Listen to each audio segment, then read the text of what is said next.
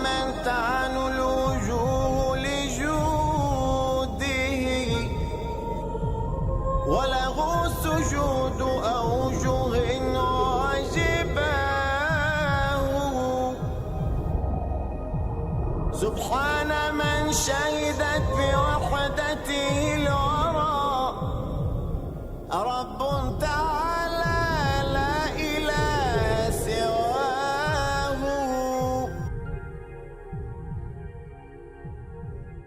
This evening, two major belief systems, if you like, who lay claim to the truth are going head to head. No matter which side of the fence that you tend to reside on, okay, by the end of the night, that you will be better informed about atheism and about Islam. Respected Professor Krauss, guests, brothers and sisters, friends, relatives, I greet you with the warmest Islamic greetings of peace. Assalamu alaikum wa rahmatullahi wa barakatuhu. But the question is, can we have an infinite past? Does the infinite make sense in the real world? Now, clearly, theists and atheists can agree on one thing. If anything exists at all, there must be something preceding it that always existed. How did this eternally existing reality come to be? The answer is that it never came to be. It always existed.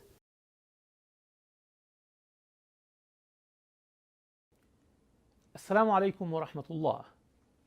Peace be with you. Welcome again to another episode of our program Past Guidance. With me today, a special brother who's visiting the United States from England, and I'm meeting with him in Irving, Texas. Brother Hamza Tzortzis. He's a da'iyah, meaning a man who calls people to Islam. He is specializing in debating and defending Islam, an apologist also for Islam. His mission is to invite people to see the beauty of Islam. And today we're going to share his story, how he saw this beauty, and see the steps he took on the path of guidance. I hope you enjoyed this program with us, and let me, on your behalf, welcome our brother Hamza today. Welcome, brother, and thank you for being with us. Assalamu alaikum. Wa alaikum salam wa rahmatullah. Thank you for having me. It's a pleasure. What I would like to start with you is to give us and give our viewers a little background about yourself, how you grew up, the environment you grew up with, your education, and geographically, where did you live in Europe before you settled, if you were not born in the United Kingdom?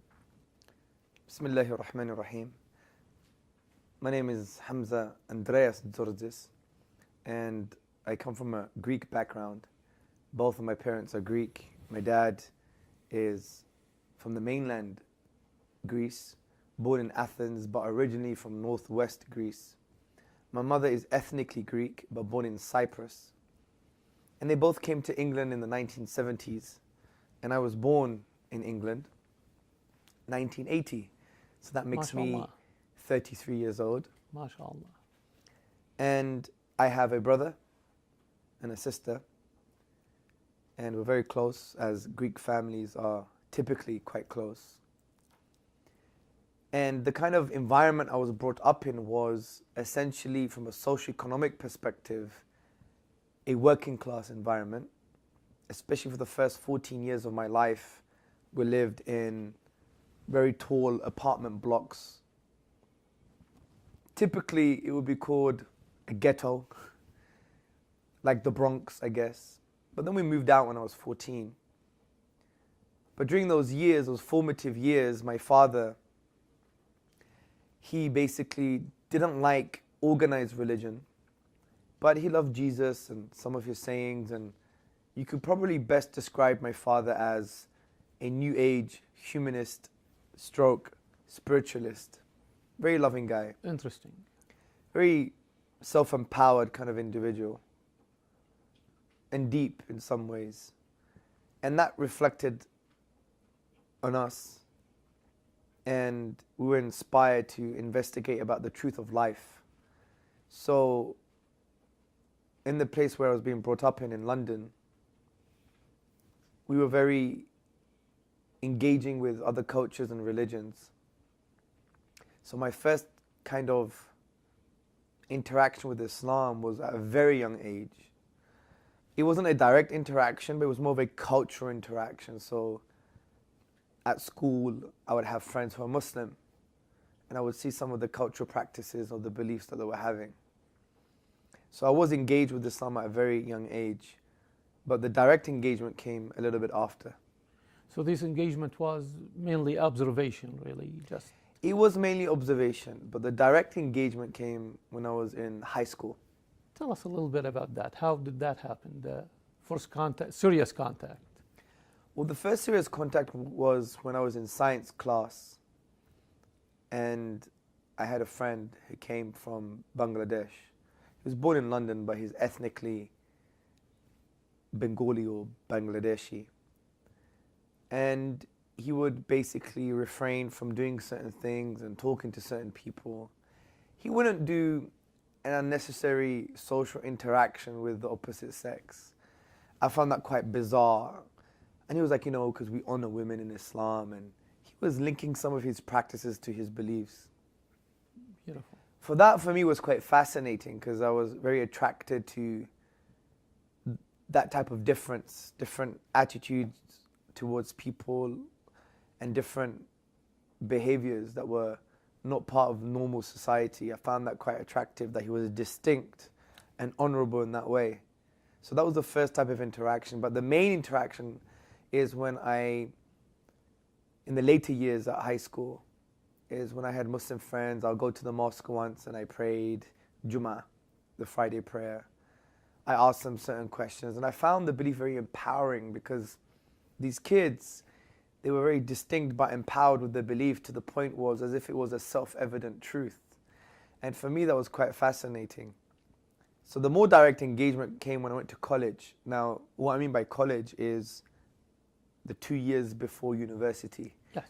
But in America, you say college means university, but... It means the same thing sometimes. Okay, no worries. Yes. So the few years before university, when I went to college, I basically had a very direct interaction with the Islamic tradition, to the point where people would be more direct in talking to me about the core beliefs, practices. And I was really interested in different cultures, and at the same time I was reading about Buddhism. So I was very fascinated concerning the Buddhist tradition. So you had some interest in this kind of issues, the spirituality? All the time, because my dad brought me up like that. My dad would never talk about money or how to grow a business. My dad would never talk about, you should wear the best clothes or have the materialistic lifestyle. His main concerns were always about character, and also about what it means to exist, the existential questions in life. Who am I? Typical Greek man. I mean, well, this not question really. being raised in Greece. Ancient Greek man, Yes. not a Greek man now. Greek Yes. men now, unfortunately, they've been drowned by the tsunami of materialism and avid capitalism. So my father was basically helping us ask and answer the questions: who am I? That's wonderful. What am I? Whose am I? For whom am I? Wow. So all the big questions. So I was always interested in that. That for me was very important because that gave you meaning. True. Because you could become a doctor, you could become a politician, you could spread peace in the world, and you could cure cancer. But if I didn't have these questions answered, it would be irrelevant. True. Because that would have no meaning. Because if you end in the grave, you just become one buffet. You're just a rearrangement of carbon. So what makes... I like that. What Rearrangement of carbon. Yeah, what makes a chocolate bunny any different from me? If I crush the chocolate bunny, that's just a rearrangement of carbon. True. And if I hang myself or shoot myself or crush myself, why is that any different from a chocolate bunny? From a materialistic, physicalist, scientific perspective, it's just a rearrangement of carbon. Correct. So what makes any difference? There must be some kind of meaning that has a basis for our lives. So that's why these questions for me were so important. If you can't answer them, you can't be truly happy. So you were intrigued by the practices of those guys. You were observer. Then you became curious why this guy does not engage in social activities like the other guys. Then you went to the mosque and you saw those people and the way they believe. It is like they have the real things that got you more curious. Emotionally, obviously. that got me definitely curious. So when I was in college and I used to talk to different Muslims, obviously the Muslims were not great because they would practice one thing, or they should practice one thing, but they were doing other naughty things as well. But they still understood what was right and they would articulate that. And I liked the brotherhood that they had. It was quite transcendent. It transcended cultural, ethnic, and social variables and barriers. So, and on the other hand, some of the values my dad brought me up in or with was quite in line with the Islamic tradition anyway. But at the same time, I was very interested in Buddhism. So I had like multiple interests. You know, I liked Kung Fu. I used to train in Wing Chun Kung Fu. I liked Chinese medicine, herbal medicine. I used to learn Mandarin. Interesting. Yeah. So I found that, you know, dealing with different cultures and beliefs was quite something that I enjoyed and fascinating. Like, you know, I used to like Bruce Lee's philosophy, you know, and that was it really. So I was interested in so many different things. So in college, you came in the first serious contact now with Islam, where you started investigating the belief system, or was it an incident or a relationship? No, I mean, well, So not, tell me not at about that stage. that Not stage. at that stage, because at that stage for me, I didn't even focus on my, it's called A levels, on my exams. Although I was quite bright, I just didn't find any meaning in it. SubhanAllah. Like for me, so who cares I become a doctor? Who cares I get married? Who cares I become a millionaire? So what? I'm gonna die. Who cares? It's delusion. It's like you're drunk. Like people who think this is meaning in their life, for me, I think this is drunk. It isn't. They're drunk with the world and they think they're happy.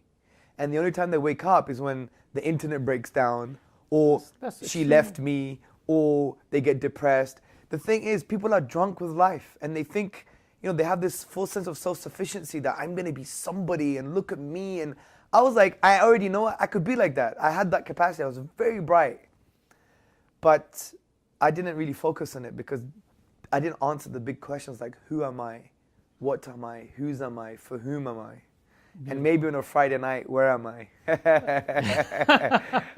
That's very interesting. For a young man in college, in this age, that is very unique and unusual. But I really. was very childish as well. Don't get me wrong. I still was very juvenile and very kind of.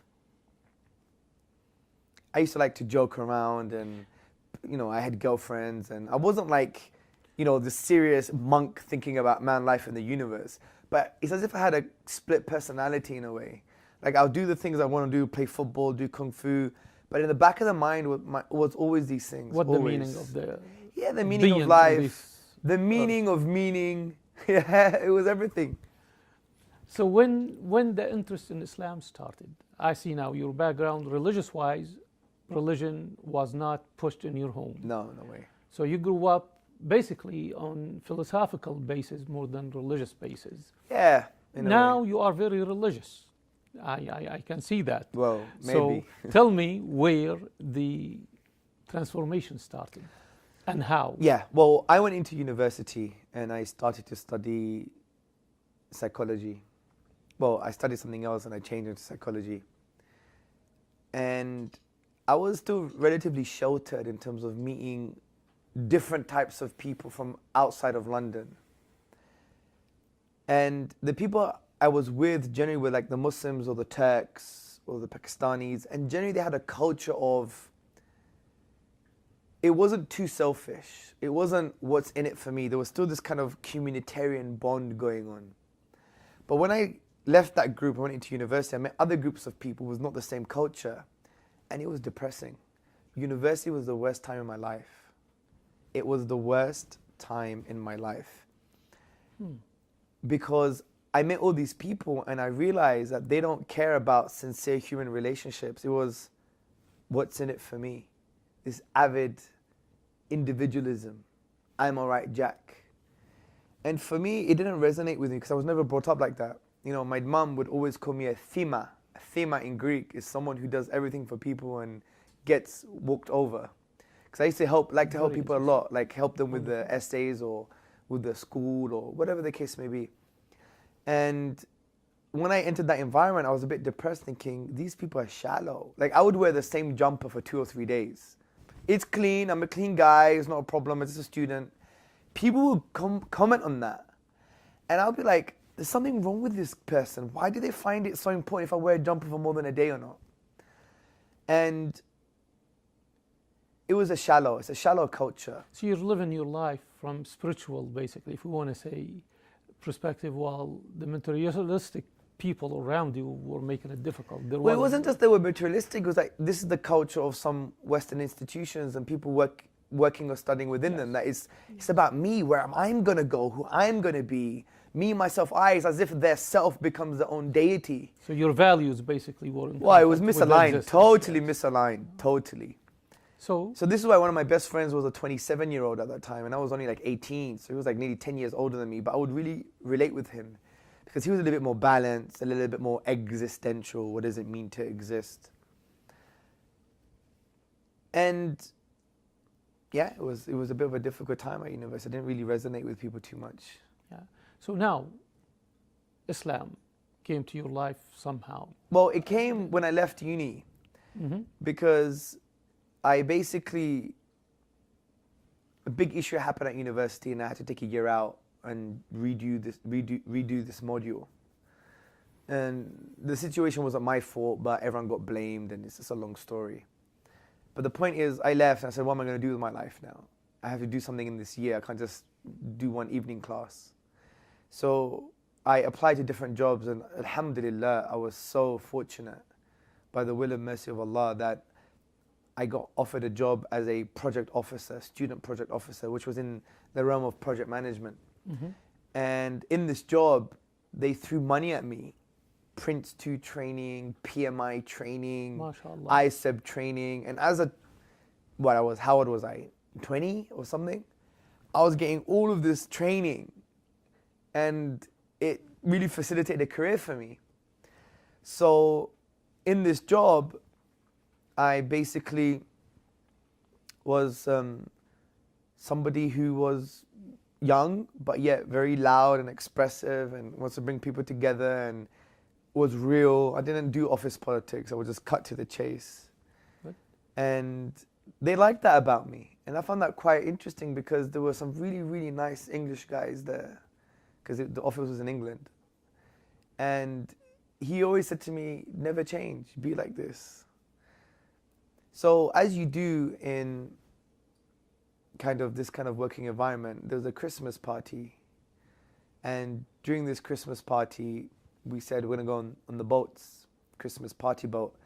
Now, my office was where the police IT organization was. That was my organization. Now it's been disbanded, it doesn't exist anymore. But it was linked to the government. We're doing IT systems nationally for the police. And my office was on the 9th floor on the River Thames, facing St. Paul's Cathedral. It was a beautiful view. And there was a boat nearby, and we'd walk to it. And we would basically have the Christmas party there. And I wasn't a very good dancer, to be honest. So I wouldn't dance, and I wouldn't drink hardly. I used to love milk rather than drink. As my dad always says, this is a milk family. Yeah, we don't drink. We're a milk family. Even my dad is 65 years old and he just drinks milk all the time. Yeah. Nothing better than that. Of course. So I was trying to dance, and then this particular lady came towards me, and alhamdulillah, she was relatively attractive, right? So I never wanted to dance, I always wanted to talk to people. And that was one of my, what I call personal diseases, that I wouldn't talk to people that I'm very close with, but I would talk to strangers. And connect with them in an amazing way. But close people, I would just basically want them to not say anything, but just be next to me. It's very weird. It must have been maybe something bad happened to me when I was younger. I don't know how to explain it. So I wanted to engage with this person, and I found out she was Muslim. And I was like, hold on a second. You're not supposed to be here. I know my Muslim friends wouldn't be here. Exactly. And she thought I was like some kind of mufti or some kind of imam saying, undercover imam. And I was like saying to her, they don't respect you. Look, you're beautiful. They're going to just take advantage of you. And I took the drink out of her hand and I bought her an orange juice. Bold move. Bold move, but I was always like that. Yeah. So we connected and we exchanged phone numbers, and she spoke about her family, her brothers, her culture.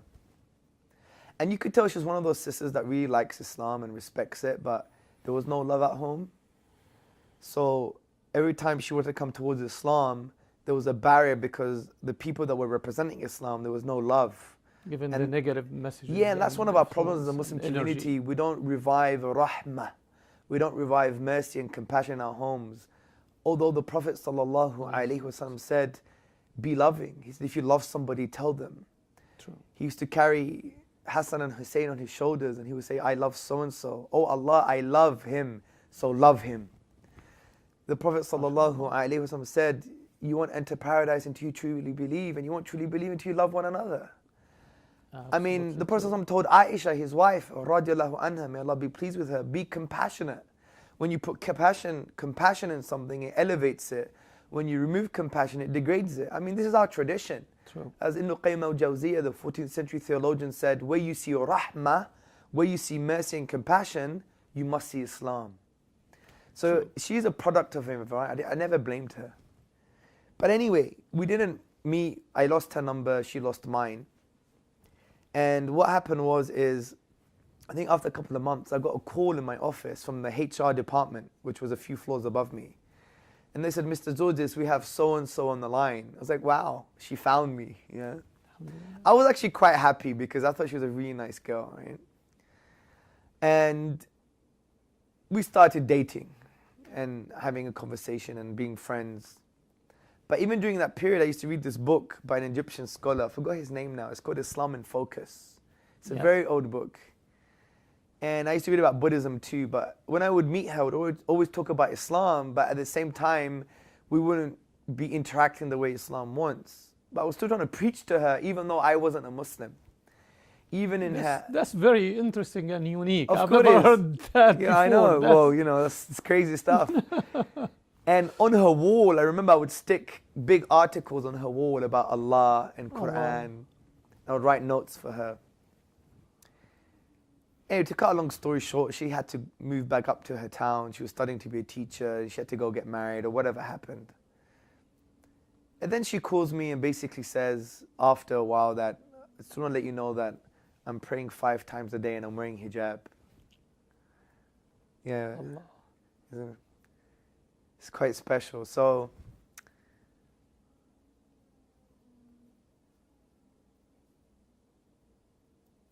beautiful. I'm sorry. Marvelous. Alhamdulillah. So that was really troubling for me. Because I wasn't a Muslim. And that made me realize how you guided her. And you were not following the same guidance yourself. Well, I needed to think about my life. That was the big problem. So I went to Greece, and I remember I was reading Quran in the English language and the life of the Prophet Muhammad, upon him be peace. And I learned how to pray. I learned how to pray myself. I learned how to recite Surah Al-Fatiha, Surah Ikhlas, in Arabic, all myself. And I used to pray. I remember I used to go to the mosques, right, in England. And I used to be quite slim, and I used to wear tight jeans and tight shirts, and my skin would show. And the imams would always tell me off. They never knew I wasn't Muslim. It's like, you shouldn't be praying like this. So I was in Greece, and then it was like, I didn't want to drink much. I didn't want to party or go early to the house and just read Quran in English.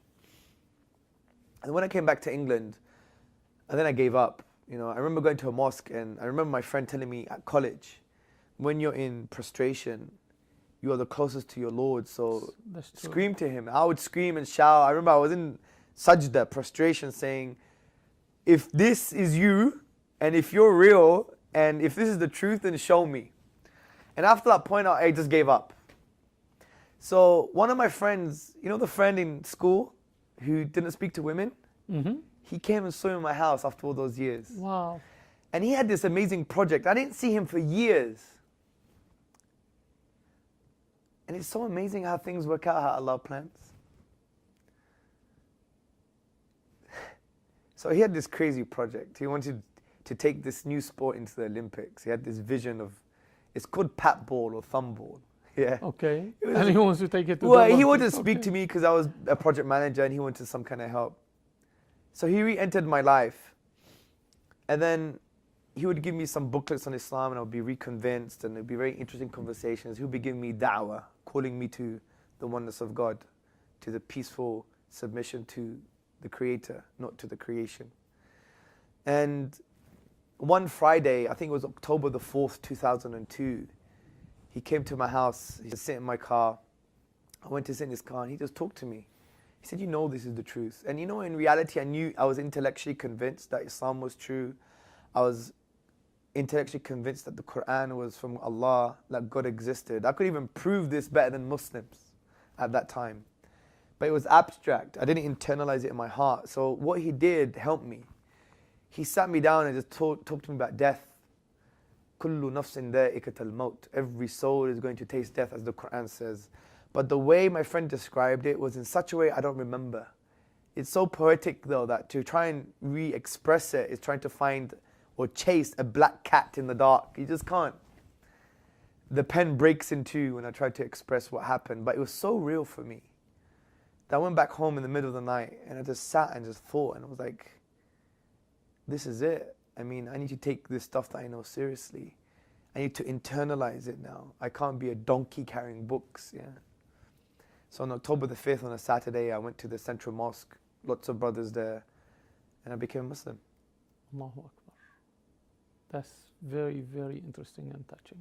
Now tell me, at that moment, you're abandoning a way of life and entering another one.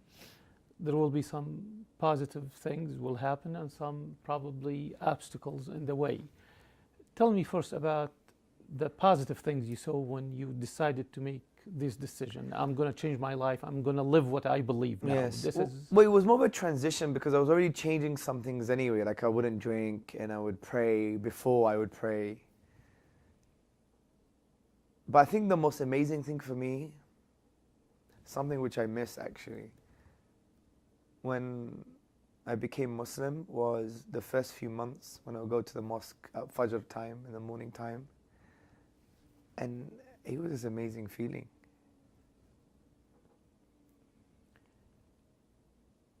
the obstacles.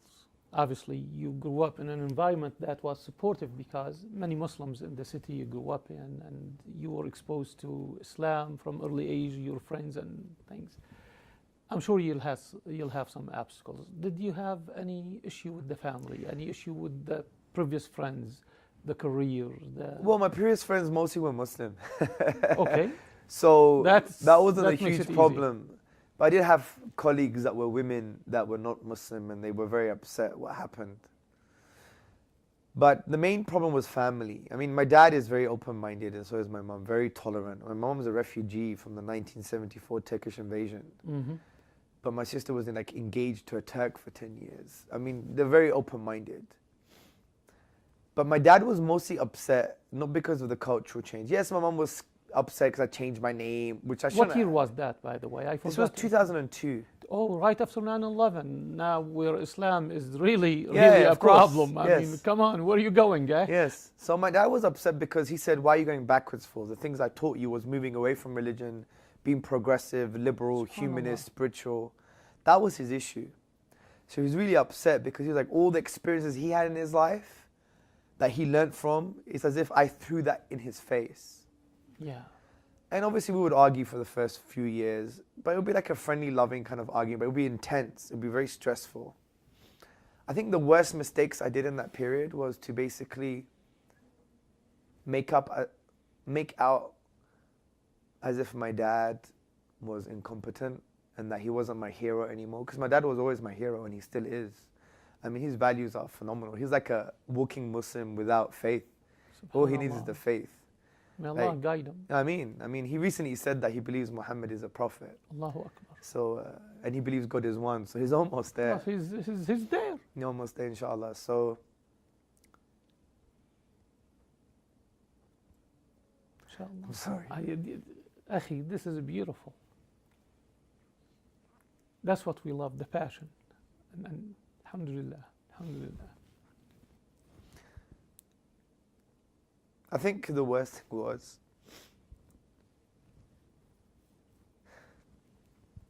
and this advice to new Muslims, that subconsciously, just because you've found the truth, you think everyone who loved you is baseless now. And you want to try and make sure that they're wrong and they're bad. And that's what I tried doing with my father. Because he was a hero to me, but he wasn't Muslim and I became Muslim, so what do I do with this hero? So I was trying to hack him down, basically. And I would really make him feel really, really bad, or pick the smallest mistakes he did in his life and make them huge. And I'm a father. If my children did that to me,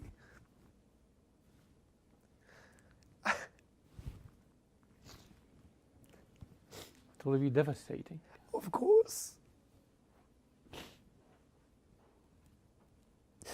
You know what? He is a very lucky father.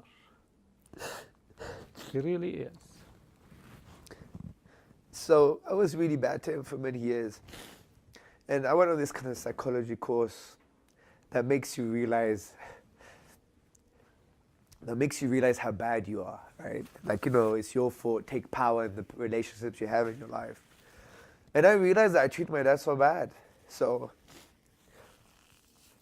I called him up after 6 years or something being a Muslim. And I said, Dad, I need to speak to you. He was in Greece nursing my grandfather. My dad's a very nice guy. He was wiping his backside, changing his clothes, and he nursed That's my. a wonderful man. Of course, he nursed my granddad for 3 years, and I never knew he could do it. I was really, really, really, really impressed with my father, because my dad is a very loving guy, but he hates blood and he hates mess.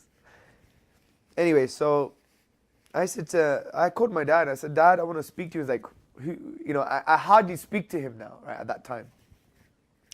He thought something happened to the grandchildren or what's going on. So I said, Dad, I want to let you know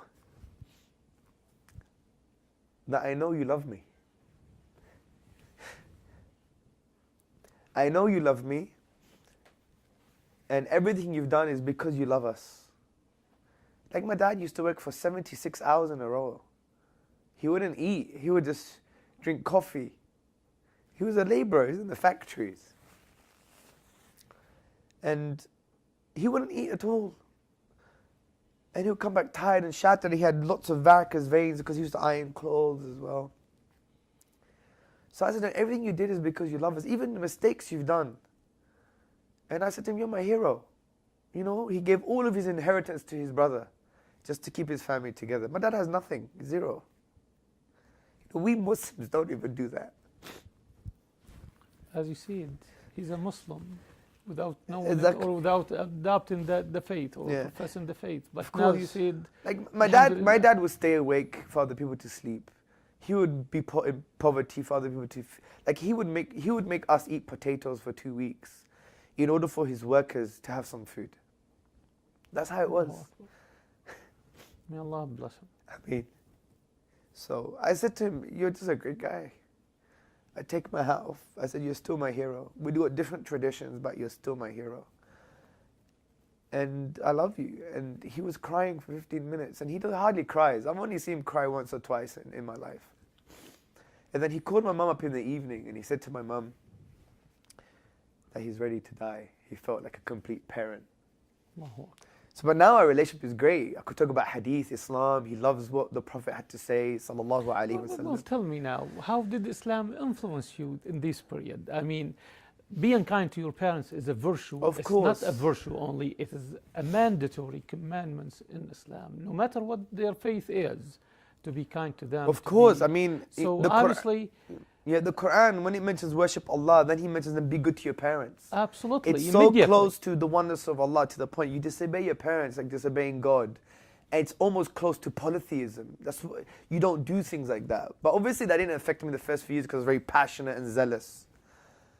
But now I try and do everything for my parents. I mean, they did everything. How can you repay your parents? Well, let's shift gear here Yeah, and sure. go to what you do now. Of course. You are traveling the world, basically, calling people to Islam. Many people were exposed to Islam. Many people entered the world of Islam through your teaching and through your Before I answer, I activities. just want to mention something about my mom as well. Please. My mom is just like my dad as well, super sacrificial, and you know, she was a refugee and she sacrificed so much, and she gave us so much love as well. Like my mom's love is like ishq. It's like Ishq. a possessive form. Yes. Ishq is like a possessive form of love, and it's very powerful, and she's full of energy. And you know, because I speak about my dad a lot, that's because he has an influence. But my mom, you know, sometimes I think I'm like my dad, but in ways I'm so like my mom. That energy that I have, because my dad sometimes just sits back at home and reads a lot and is quiet for a few hours. But mom's always energetic, and I got that from my mom as well, and very loving, and I think I got that from my mom as well. So, you know, I always also want to mention like my mom is actually a gem. You know, how many women are refugees and accepts the race that entered her homeland and took over her house. And, you know, she was running through the morgues looking if her brother was dead or not, because he was fighting in the front line. So the point is she's a gem as well from that perspective. So, well, I guide them. Beautiful. Please stay tuned. We'll continue our conversation with Brother Hamza shortly.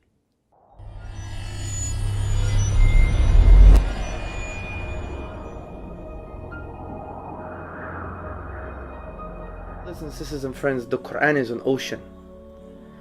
And we must do tadabbur, reflection and pondering upon this book as Allah tells us. And the more we ponder, we take an ayah, we take a verse, and we find out, what does it mean for me? What does Allah want me to do concerning this verse? How does it affect my spiritual and social DNA? How am I supposed to act and live and behave? How am I supposed to be? Meaning, what kind of state should I be in? So I want to encourage all the brothers and sisters and friends to really engage with the Quran from this perspective, because the Quran wants to be engaged with. Because the Quran was sent down for the whole of humanity, and human beings are thinking human beings. So Allah, the divine reality, the Lord of everything that exists, is telling us, engage with His word, with His eternal word. And I believe if we engage with it and we ponder upon it, we can really find solutions for all of life, but particularly our spiritual life and for our moral and ethical lives.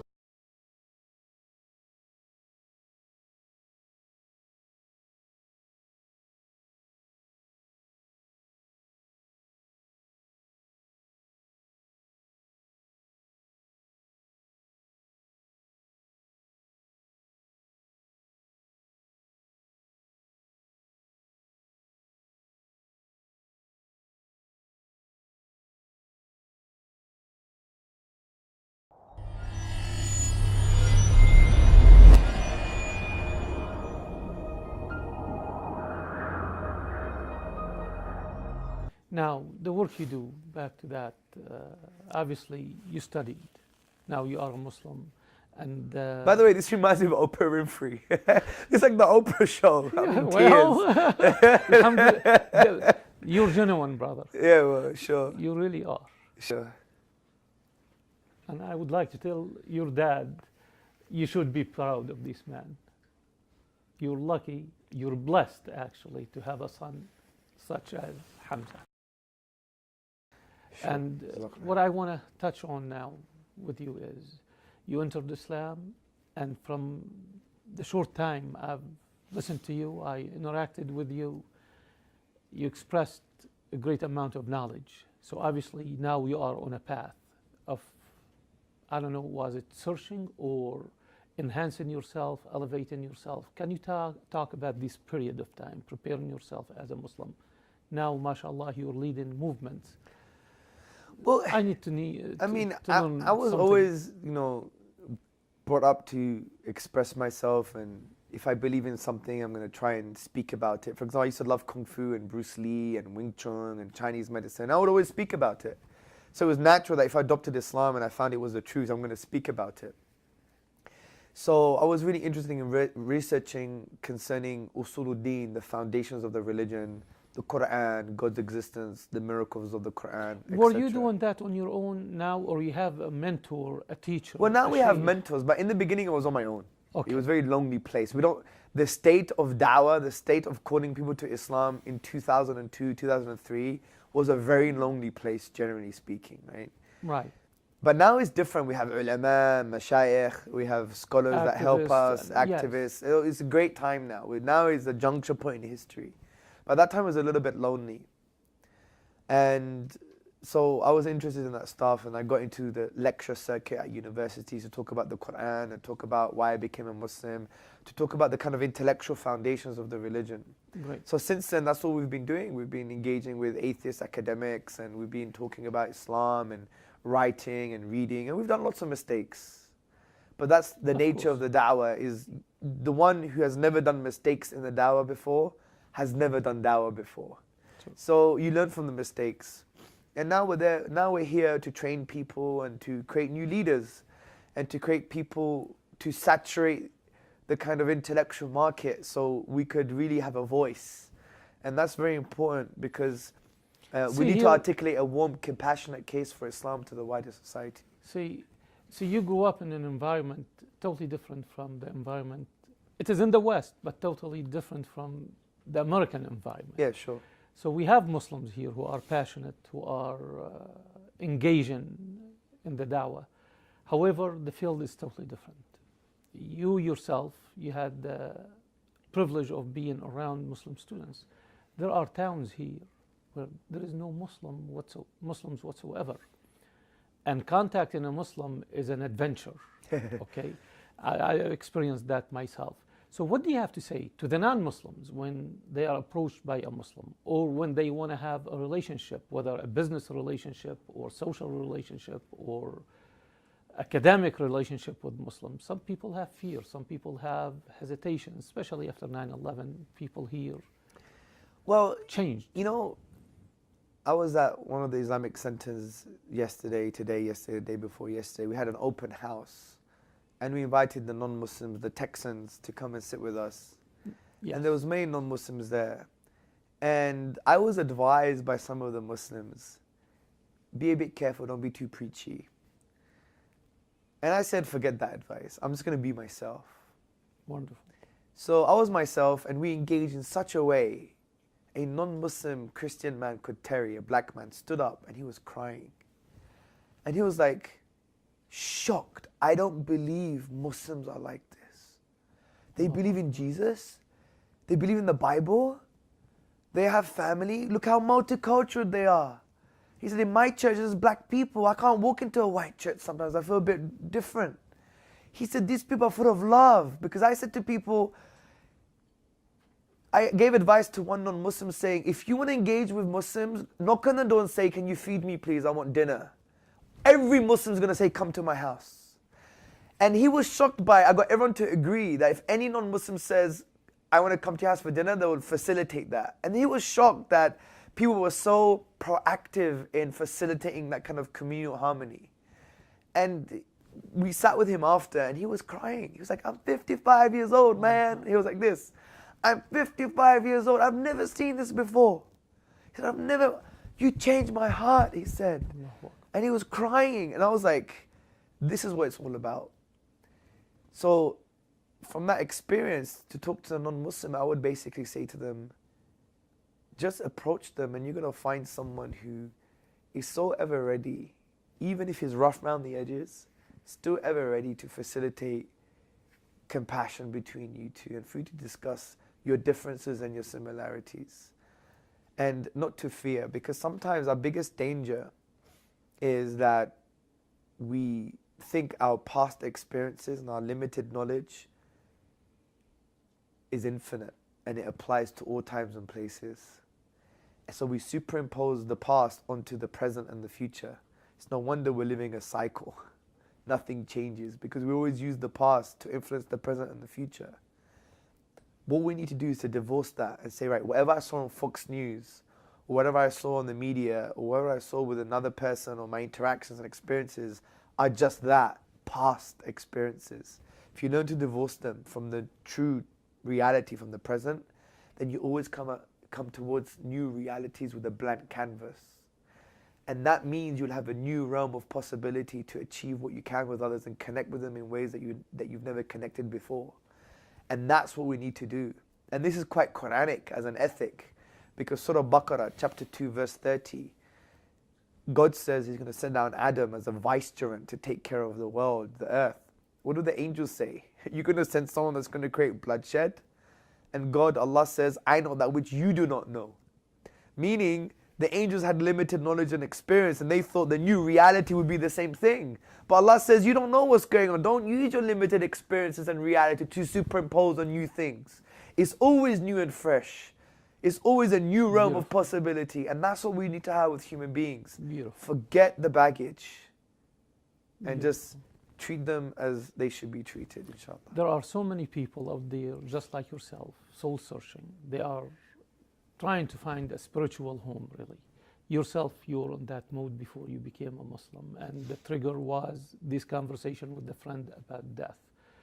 How do you advise, or what would you say to the Muslims who are trying with some people they know, whether a relative or a friend or a neighbor or a colleague, and this person is almost there? So what would you tell them so they can make that switch, and that night happens to them, so they can go and think, and the next morning they say, this is the path I want to choose? The Quran as a percentage gives us the approach. Like 90% of the Quran is emotional, spiritual, 10% is intellectual. So that's the kind of dose you should give to people. Like, God's existence and the Quran being a miracle is very easy. You could do that in 5 minutes. It's intellectual gymnastics. But the implications of that is the difficult thing, the emotional thing. So one thing to do is to remind them of God's love for you, because the Prophet Muhammad, upon whom be peace, said that God loves us more than our mothers love us. True.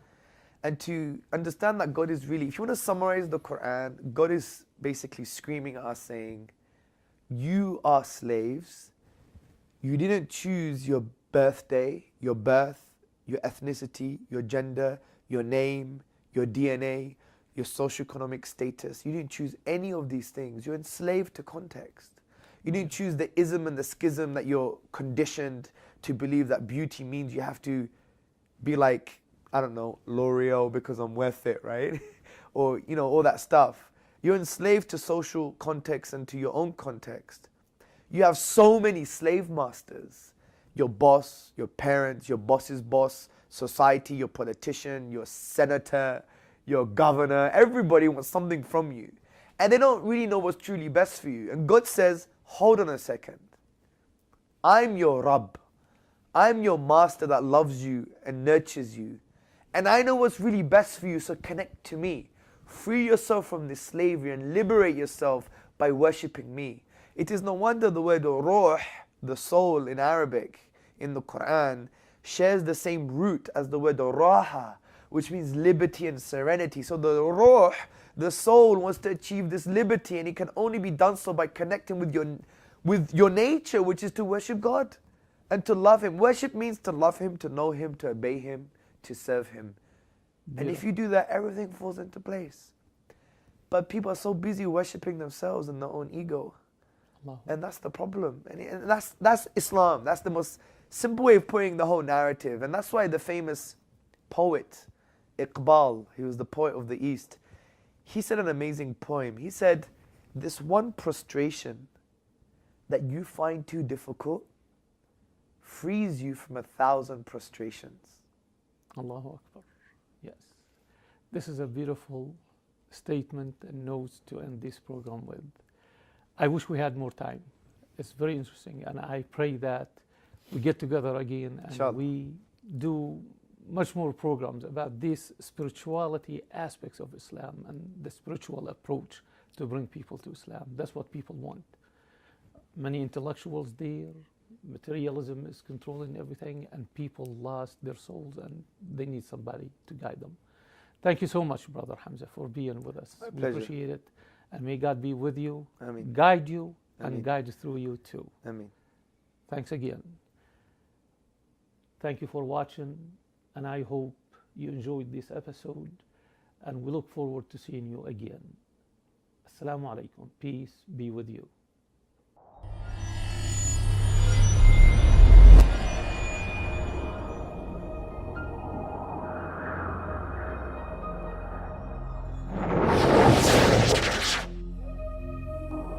سبحان من تعن الوجوه لجوده وله سجود أوجه وجباه. سبحان من شهدت بوحدته الورى رب